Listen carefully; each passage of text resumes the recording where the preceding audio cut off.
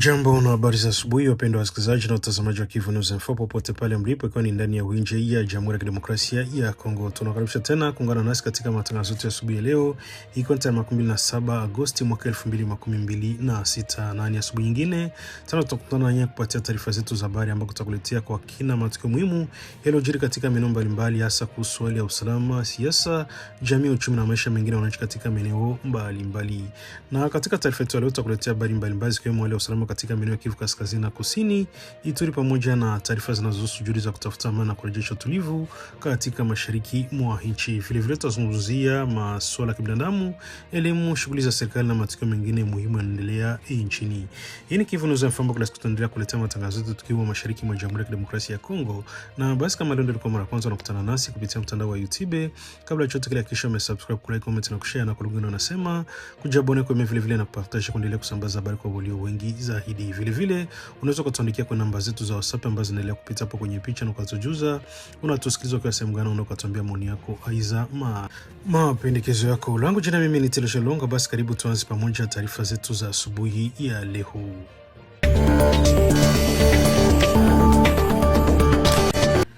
Katika taarifa yetu ya asubuhi ya leo tutakuletea habari kutoka eneo la nyanda za juu za Fizi mkoani Kivu Kusini, mashariki mwa Jamhuri ya Kidemokrasia ya Kongo, ambako jeshi la Jamhuri ya Kidemokrasia ya Kongo FARDC limetangaza kujisalimisha kwa wapiganaji 13 ndio wakuwa wanachama wa zamani wa muungano wa makundi ya Twirwaneho, M23 na Red Tabara. Kwa mujibu wa taarifa iliyotolewa na jeshi la Jamhuri ya Kidemokrasia ya Kongo FARDC, wapiganaji hao waliamua kuweka silaha chini na kujisalimisha kwa jeshi katika maeneo mbalimbali ya nyanda za juu za eneo la Fizi. Msemaji wa operesheni ya Sokola 2 ya Kivu Kusini, Luteni Rigeni Kumbuji Kalonji, amesema tukio limetokea katika eneo la Abala, Mulima na Kimete kufuatia operesheni za kijeshi zinazofanywa na jeshi la Jamhuri ya Kidemokrasia ya Kongo katika maeneo hayo. Kwa mujibu wa afisa wa jeshi, wapiganaji hao 13 walifika na kuweka silaha zao chini kabla ya kuwasilishwa kwa uongozi wa operesheni ya Sokola ya pili ya mkoa Kivu Kusini. Baada ya kujisalimisha, watu waliwasilishwa mbele ya kamanda wa operesheni ya Sokola 2 ya Kivu Kusini, Kanali Michel ya Poko Bangala, ambaye alipokea wapiganaji hao kwa ajili ya hatua zinazofuata katika mchakato wa kujitenga na makundi yenye silaha. Jeshi limeeleza kwamba kati ya wapiganaji hao 13, watu 10 walipelekwa katika kituo cha kamanda kwa ajili ya kuanza mchakato wa kile kinachoitwa remaniement morale, yaani mchakato wa kusaidia kisaikolojia na kimaadili baada ya kuacha shughuli za kijeshi na kuanza safari ya kurejea katika maisha ya kawaida. Kwa upande mwingine, wapiganaji watatu waliowasili wakiwa na matatizo ya kiafya. Kwa sababu hiyo, badala ya kupelekwa mara moja katika mchakato, walipelekwa katika kituo cha hospitali ili kupata matibabu na huduma za afya. Taarifa za jeshi la Jamhuri ya Kidemokrasia ya Kongo pia limeeleza kwamba miongoni mwa waliojisalimisha kuna kijana mmoja kutoka jamii ya Banyamulenge ambaye awali alikuwa mwanachama wa kundi la Twirwaneho. Kujisalimisha kwake pamoja na kwa wapiganaji wengine kunatajwa na jeshi kama ishara ya baadhi ya wapiganaji kuachana na mapambano na kutumia silaha na kuchagua njia kurejea katika maisha ya amani. Mmoja wa wapiganaji hao wa zamani, baada ya kuweka silaha chini, ametoa pia ujumbe kwa wanachama wengine wa M23. Ameutaka upande huo kuacha mapambano na kutumia silaha na kuelekea katika njia ya amani. Wito unakuja wakati ambako wale usalama katika maeneo ya nyanda za juu za mkoa Kivu Kusini, sana katika maeneo ya Fizi, inaendelea kuwa na changamoto kutokana na upo makundi mbalimbali yenye silaha na mfululizo wa mapigano katika baadhi ya maeneo. Katika mazingira kama hayo, kujisalimisha kwa wapiganaji kunaweza kuwa ni muhimu na juhudi za kurejesha utulivu, hasa ikiwa hatua hii itaendelea na kuharakisha wapiganaji wengine wanaotaka kuachana na mapambano. Jeshi la Jamhuri ya Kidemokrasia ya Kongo linaendelea kuhimiza wanachama wa makundi yenye silaha kuweka silaha na kutumia njia ya amani badala ya kuendelea na mapigano. Kwa upande mwingine, wananchi wanaoishi katika nyanda za juu za Fizi wamekuwa kukabiliwa na hatari mbalimbali zinazohusiana na ukosefu wa usalama, ikiwa ni pamoja na kuhama kwa wananchi, kufurugika kwa shughuli za kijamii na kiuchumi, pamoja na hofu inayotokana na uwepo wa makundi yenye silaha. Katika hali hiyo, kali hatua inaweza kupunguza idadi ya watu wanaobeba silaha inaweza kuwa na muhimu katika mchakato wa kurejesha amani na kuimarisha usalama wa raia. Hata hivyo, bado kuna umuhimu wa kuhakikisha kwamba wale wanaojisalimisha wanapata usaidizi unaohitajika, ikiwa ni pamoja na matibabu, na kwa wale ambao wenye matatizo ya afya, ushauri wa kisaikolojia na maandalizi ya kurejea katika maisha ya kiraia. Kwa wapiganaji hao 13, hatua ya kuweka silaha sasa inaanza Ukurasa mpya huko mamlaka zikitarajiwa kuendelea na mchakato wa kushughulikia kulingana na taratibu zinazowekwa. Jeshi limesisitiza kwamba wale wanaowasilisha silaha zao wataendelea kufuatiliwa katika hatua zinazofuata, ukitoa wito kwa wapiganaji wengine kuiga mfano huo. Kwa ujumla, kujisalimisha kwa wapiganaji hao 13 katika Bala, Mulima na Kimete linaongeza wito wa kuachana na mapambano na silaha na kutafuta suluhu la amani katika nyanda za juu za Fizi. Aba ndi kwifuza yuko bagenzi banje b'Inyamirenge bose bagombya kuza kuri FARDC.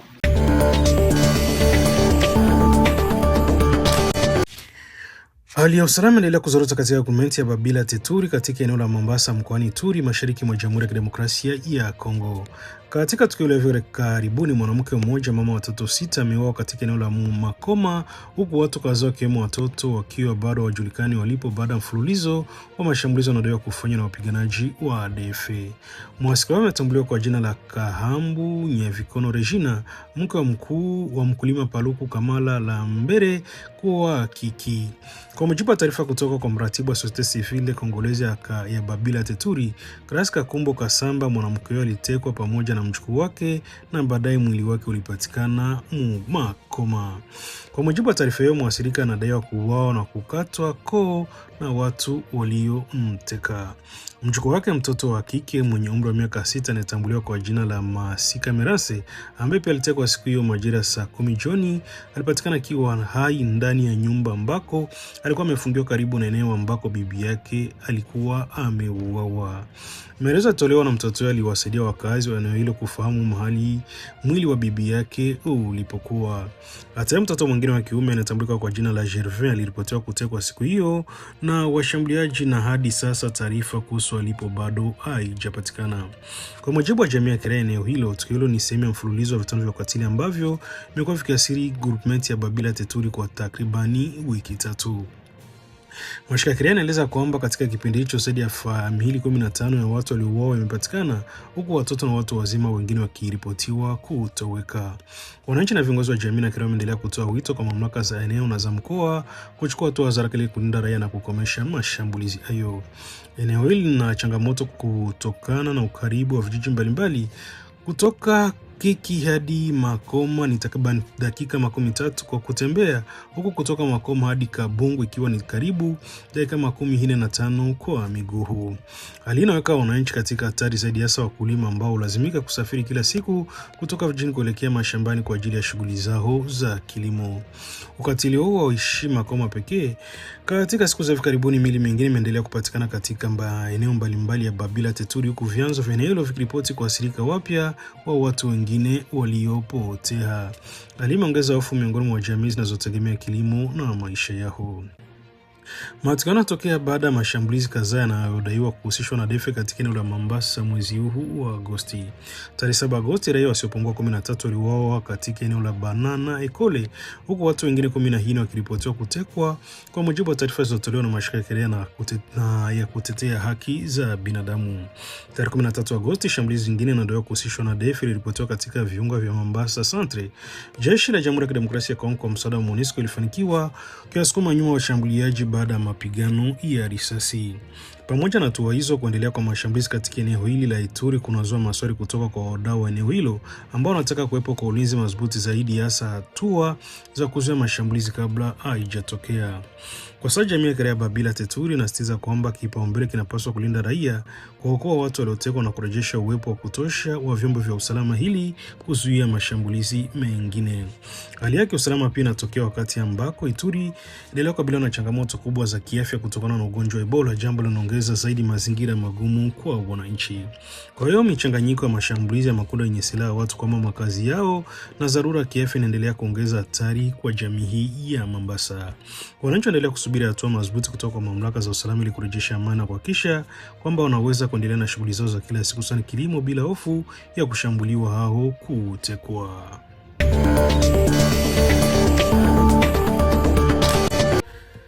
Serikali ya Jamhuri ya Kidemokrasia ya Kongo imechukua uamuzi wa kusitisha hadi pale itakapotangazwa tena shughuli za kitaaluma na shughuli nyingine zinazohusiana na masomo katika vituo 11 vya umma vilivyoko katika mji wa Goma mkoani Kivu Kaskazini na Bukavu katika mkoa wa Kivu Kusini.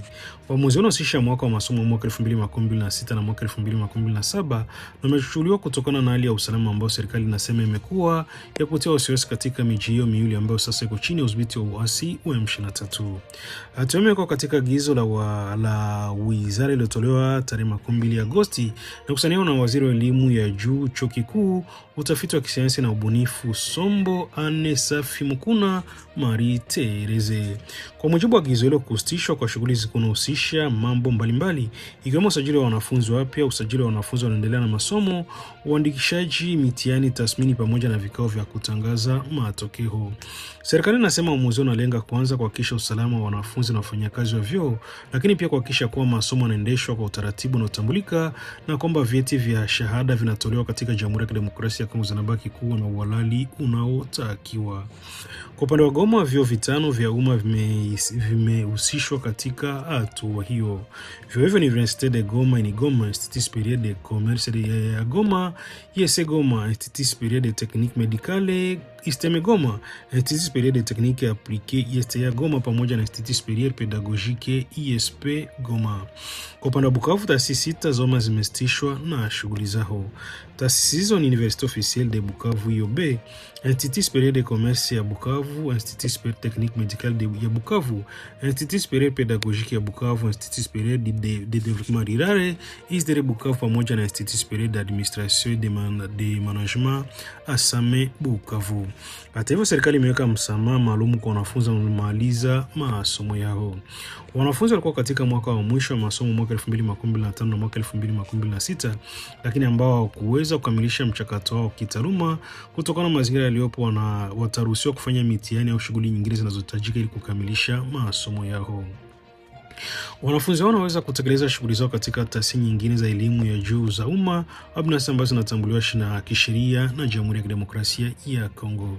Serikali inasema itaendelea kufuatilia kwa karibu hali ya usalama katika maeneo ya Goma na Bukavu ili kutathmini uwezekano wa kurejesha shughuli za kitaaluma mara tu mazingira yatakapokuwa salama na kuruhusu.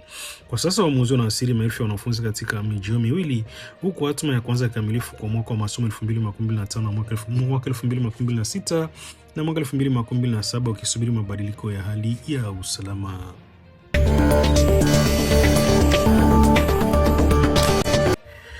Hali ya usalama endelea kuwa tete katika eneo la Masisi mkoani Kivu Kaskazini mashariki mwa Jamhuri ya Kidemokrasia ya Kongo baada ya muungano wa waasi wa M23 kuripotiwa kutoa tena udhibiti wa Katoi Centre, makao makuu ya sekta ya Katoi.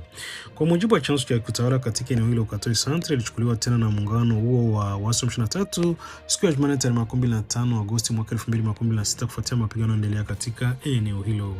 Taarifa inaeleza kwamba baada ya kuchukua udhibiti wa Katoi Centre, wapiganaji hao wanaripotiwa kuwa na udhibiti wa maeneo ya Konkwe na Bukumbirire yaliyo katika mazingira ya Katoi. Hali imeendelea kuwa ya wasiwasi huku mapigano yakiendelea hadi siku ya Jumatano tarehe 16 Agosti katika maeneo mbalimbali yanayozunguka Katoi. Kwa mujibu wa vyanzo vya eneo hilo, milio ya risasi na mapigano yameendelea kuripotiwa, jambo ambalo limeongeza hofu miongoni mwa wakazi ambao tayari wamekuwa wakabiliwa na hali ngumu ya kiusalama kwa muda. Katoi Centre ni eneo muhimu katika eneo la Masisi kwa kuwa na hudumu kama makao makuu ya sekta ya Katoi. Udhibiti wa eneo hili kwa upande mmoja au mwingine unaweza kuwa na umuhimu katika harakati za kijeshi na katika udhibiti wa maeneo yanayoizunguka. Kuchukuliwa tena kwa Katoi Centre kunatokea wakati ambako mapigano kati ya makundi yanahusishwa na waasi wa M23 na vikosi vinapigana vinavyo na muungano unaendelea katika maeneo mbalimbali ya mkoa wa Kivu Kaskazini. Hali pia inaibua wasiwasi kuhusu usalama wa raia ambako mara nyingi hujikuta katikati ya mapigano bila kuwa na njia salama za kujiepusha na maeneo yenye mzozo. Vyanzo vya eneo vinasema kwamba idadi ya wananchi bado wako katika maeneo yaliyoathiriwa na mapigano, huku wengine wakilazimika kuhama makazi yao kutokana na hofu ya mashambulizi. Kwa sasa raia wanaripotiwa kukwama katika mapigano na yaliyojirudilia licha ya kuwepo kwa makubaliano ya ahadi mbalimbali zilizowahi kusainiwa za pande zote zinazohusika katika mzozo wa mashariki mwa Jamhuri ya Kidemokrasia ya Kongo. Makubaliano hayo yanalenga kupunguza mapigano, kulinda raia na kuweka mazingira ya mazungumzo ya kisiasa kwa ajili ya kutafuta suluhisho la kudumu. Hata hivyo, kuendelea kwa mapigano katika maeneo kama Katoi kunaonyesha kwamba hali ya usalama bado haijatulia kikamilifu. Kwa wakazi wa Katoi, Konkwe, Bukumbire na maeneo ya jirani, changamoto kubwa kwa sasa ni kupata usalama wa kutosha ili waweze kuendelea na maisha yao ya kawaida. Shughuli za kilimo, biashara na usafiri zimeweza kuathirika kutokana na mapigano na uwepo wa makundi yenye silaha katika maeneo hayo. Kwa upande mwingine, hali inaweza pia kuongeza idadi ya watu wanaolazimika kukimbia makazi yao na kutafuta usalama katika maeneo mengine, jambo ambalo linaweza kuongeza zaidi mahitaji ya kibinadamu katika mkoa wa Kivu Kaskazini. Hadi sasa taarifa zinazopatikana zinaonyesha kwamba mapigano yanaendelea Jumatano tarehe 16 Agosti katika eneo la Katoi, huku hali ikiwa bado ni tete. Wananchi wanaendelea kusubiri kurejea kwa utulivu na usalama, wakati ambako pande zinazohusika katika mzozo zinahimizwa kuheshimu ahadi zao na kusitisha mapigano na kuweka mbele usalama wa raia. Kwa sasa hali ya Katoi Centre na maeneo ya Konkwe pamoja na Bukumbiri inaendelea kufuatiliwa kwa karibu kutokana na uwezekano wa mapigano kuendelea na athari zake kwa wakazi.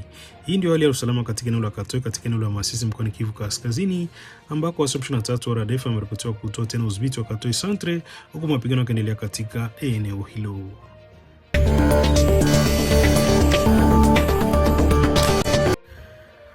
Raia 14 ambao walikuwa wamehifadhiwa katika vituo vya MONUSCO mjini Goma tangu mji huo kuanguka wamewasili katika mji wa Beni, ambao kwa sasa ni makao makuu ya muda wa mkoa wa Kivu Kaskazini. Raia hao waliwasili Beni siku ya jana Jumanne tarehe 16 Agosti na kupokelewa katika uwanja wa ndege wa Maviv nje kidogo ya mji wa Beni. Walipokelewa ni David Kaua Musabao, mkuu wa baraza la waziri wa gavana wa kijeshi wa mkoa wa Kivu Kaskazini. Alikuwa akiwakilisha gavana wa kijeshi wa mkoa huo Meja Jenerali Somo Kakule Evariste. Kuwasili kwa kundi hili la raia 14 kunatajwa kuwa sehemu ya mchakato unaolenga kusaidia watu waliokuwa wamekwama katika mazingira ya mzozo na usalama na sasa kuanza maisha yao katika eneo salama zaidi. Baada ya kufika Beni, mmoja wa wakilishi wa kundi hilo Rome Koro alizungumza kwa niaba wenzake na kutoa shukrani kwa Rais wa Jamhuri ya Kidemokrasia ya Kongo kwa juhudi zinazolenga kutafuta amani na kurejesha utulivu katika sehemu ya mashariki mwa nchi. Kauru amesema kuwa kundi hilo linatambua juhudi zinazofanywa katika kutafuta suluhisho la amani kwa mgogoro unaendelea mashariki mwa Jamhuri ya Kidemokrasia ya Kongo. Kwa upande wake, David Kamua Musamba amesema kuwasili kwa raia hao huko Beni ni hatua muhimu katika mchakato wa kurejesha umoja wa taifa na kurejesha taratibu za mamlaka za serikali katika maeneo yaliyoathiriwa na mzozo. Akizungumza wakati wa kupokea, alisema hatua hii inaweza kuchukuliwa kama ishara kuelekea katika umoja wa eneo la kitaifa na kurejesha kwa mamlaka ya serikali. Harejea pia mchakato wa amani wa Doha ambao serikali ya Kongo imekuwa kiutaja kama moja ya mifumo inaweza kusaidia kufikia suluhisho la kisiasa na amani la kwa mgogoro unaoendelea mashariki mwa nchi. Kwa mujibu wa mamlaka, raia 14 wanaopatiwa huduma na kushughulikiwa huko Beni kwa kipindi cha mwezi mmoja. Katika kipindi hicho wanatarajiwa kusaidiwa katika hatua za kuanza maisha katika mazingira mapya baada ya kuondoka Goma ambako walikuwa wamewekwa katika vituo vya MONUSCO tangu mji huo kulipoanguka chini ya udhibiti wa waasi wa M23. Kwa mwisho wao kutoka Goma kwenda Beni unafanyika katika kipindi ambacho hali ya kisiasa na kiusalama mashariki mwa Jamhuri ya Kidemokrasia ya Kongo inaendelea kutazamwa kwa karibu. Mzozo wa muda mrefu katika mkoa wa Kivu Kaskazini na Kusini umesababisha watu wengi kuyama makazi yao, huku wengine kulazimika kutafuta hifadhi katika maeneo mbalimbali kutokana na mapigano na ukosefu wa usalama. Katika mazingira hayo, uhamisho wa raia 14 unaonyesha pia changamoto na ukabili watu waliokuwa wamekwama katika maeneo yanayoathiriwa na mzozo na ambao wanahitaji msaada ili kurejea katika maisha ya kawaida. Kwa sasa Beni imekuwa kituo muhimu cha kiutawala kwa mkoa wa Kivu Kaskazini, hasa katika kipindi ambacho Goma iko chini ya udhibiti wa uasi wa M23. Kuwasili kwa kundi hilo Beni pia kuna kuja wakati ambako juhudi za kisiasa zinaendelea kupitia mifumo mbalimbali ya mazungumzo, ikiwemo mchakato wa Doha unaolenga kutafuta njia kumaliza mapigano na kuweka mazingira ya kurejesha amani. Mamia za Wakongo zinaendelea kusisitiza umuhimu wa kurejesha mamlaka ya serikali, umoja wa taifa na usalama wa raia katika maeneo yaliyoathiriwa na mzozo. Kwa upande wa raia hao 14, hatua inafuata ni kupata huduma na msaada katika kipindi chao cha mwezi mmoja huko Beni, huko wakitizamia mwanzo pia maisha yao baada ya kipindi cha kukaa Goma chini ya ulinzi wa MONUSCO.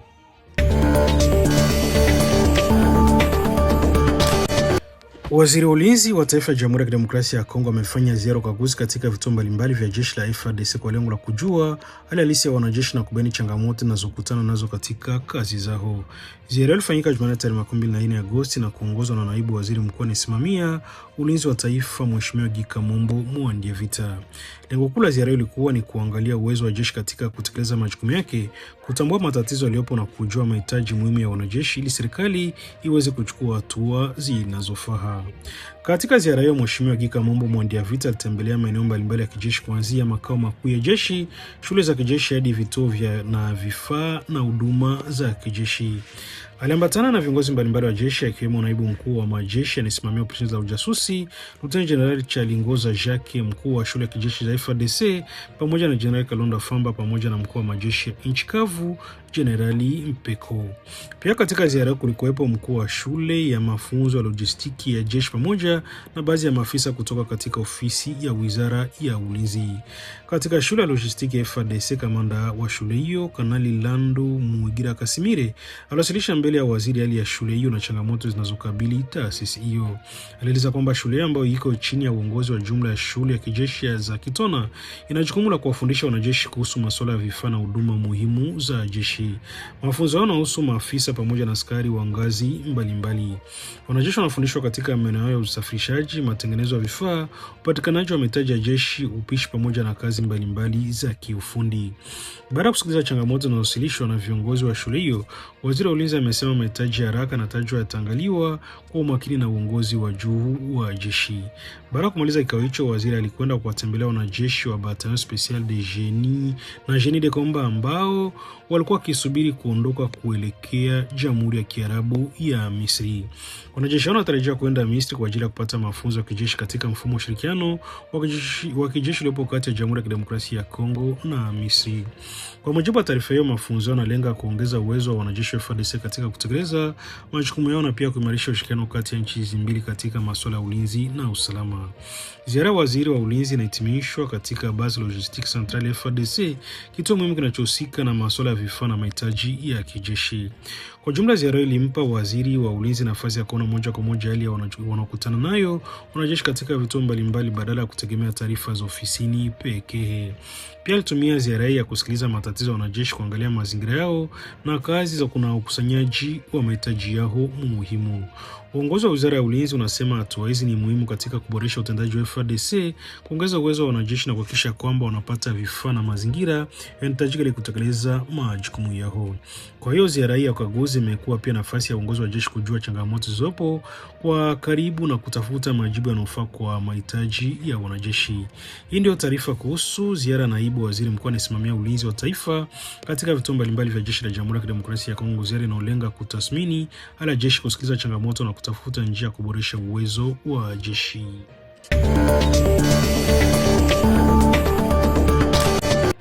Mpendwa msikilizaji na mtazamaji wa Kivu News FM, ni hapo ndipo tunafika mwisho wa matangazo yetu ya asubuhi ya leo tarehe 17 Agosti mwaka 2026, ambako tumekuletea kwa kina matukio mbalimbali yanayojiri katika maeneo tofauti ya Jamhuri ya Kidemokrasia ya Kongo, hususan katika maeneo ya Kivu Kaskazini, Kusini, Ituri, pamoja na habari za amani, usalama, jamii na maisha ya wananchi.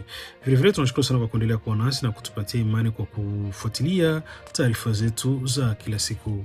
Basi kama leo ndio kwa mara kwanza unakutana nasi kupitia mtandao wa YouTube, kabla ya kuondoka hakikisha umesubscribe, kulike, comment na kushare, na kwa lugha unasema kujabone, kwa vile vile na kupartaje kuendelea kusambaza habari kwa walio wengi zaidi. Na basi kama tutakamilisha hivyo, acha tuendelee kusema asante sana kwa kuchagua Kivu News FM kama kituo chako chema cha matangazo.